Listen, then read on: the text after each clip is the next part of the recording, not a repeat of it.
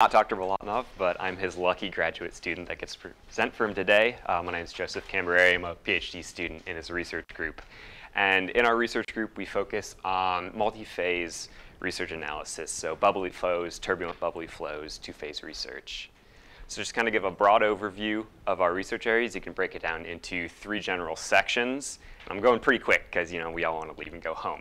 So first off, we have multi-scale nuclear reactor simulations. So this is looking at basically advancing the development and safety analysis for Gen 4 reactors, and then combining high-performance computing with the necessary level of modeling detail and high accuracy of predictions that are needed to develop more advanced closure models for the development of these future reactors.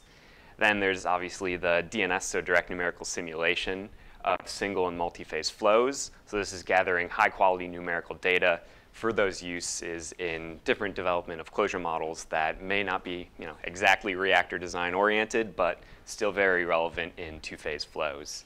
And then finally, while not a very large aspect anymore, but we're also looking into spectral cascade transfer flows, and this is to develop a two-phase spectral turbulent model. So just have some examples of the work that we're doing.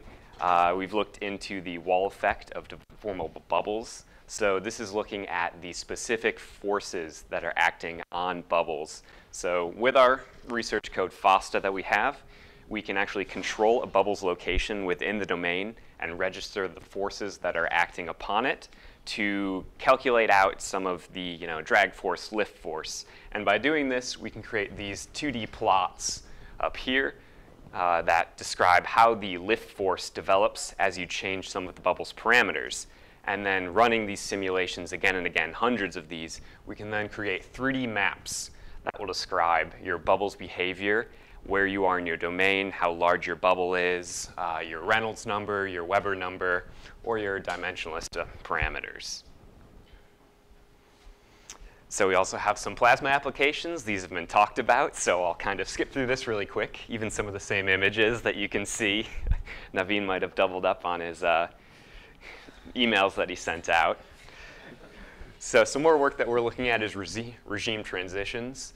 So while these are maps that are empirically based, they're very useful, but they usually have these hard transition lines that are very strict regime definitions. So we're using our codes to actually look into the physics behind some of these regime transitions. So specifically, slug flow transitioning into this churn turbulent regime. So we want to improve the predictive capability of our regime maps, and then also improve those closure relations so that we know the physics behind the actual flows we're looking into. So here you can see kind of the development of your Taylor bubbles throughout your domain, and then we'll ramp up the pressure gradient that we apply in our simulations, and you'll get the development after the slug flow runs through of this really highly churned turbulent domain. And we can gather statistics from that and analyze them. So we also look into light water reactor or PWR subchannel simulations. These are all bubbly flows. So we're looking at scaling up to conditions that are typical of reactor operating conditions. So we're trying to approach those conditions that you would see in a typical reactor. And then we want to get a better understanding of the physics behind the flows so we can basically improve our closure relations that we have. And this is some work that we're doing looking into the scaling of low-pressure refrigerant experiments up to these high pressure and temperature conditions.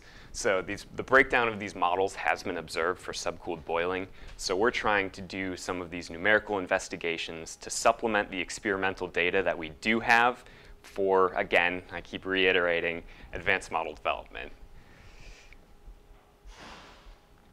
We also look into more accident scenarios. So when you have a loss of coolant accident under the reflooding event, you'll typically get two primary flow regimes. So you can get inverted annular film boiling or dispersed flow film boiling. So some of the research that we're looking into is measuring these droplets that we get within our domain, comparing the solder mean diameter that we get from our simulations, and then looking at the experimental data that we can compare those to validate our simulations.